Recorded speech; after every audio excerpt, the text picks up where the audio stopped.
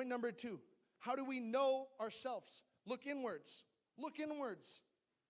Identify the burdens and potentials that are within you. Understand what it is that you're burdened for. Oh, I'm just so drawn to the lost people. I see people struggling. That identifies who you're made to be.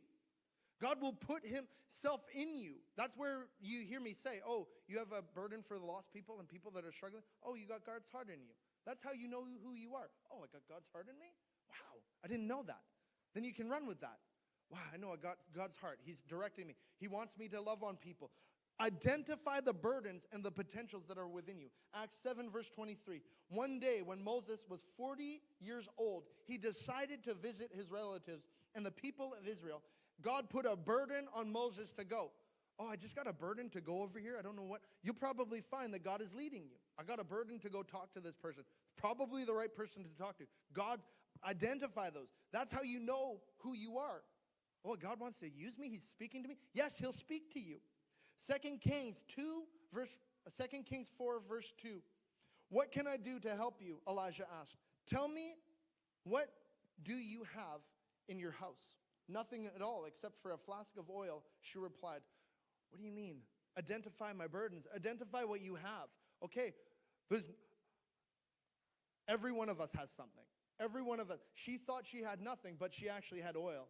She had oil and she had wheat. This was the lady, the widow. She had something. Everyone say, I have something. Every one of you has potential. Every one of you has a gift. Not one of us here has like a little tiny bit. No. Each one of you is created in God's image. Each one of you has a plan and a purpose from God to do good things, to prosper you. It's not like one person has this super calling and this other person doesn't. We all are called. It depends on what we do with it. Depends on what we do. There's a lot of people getting called to do stuff.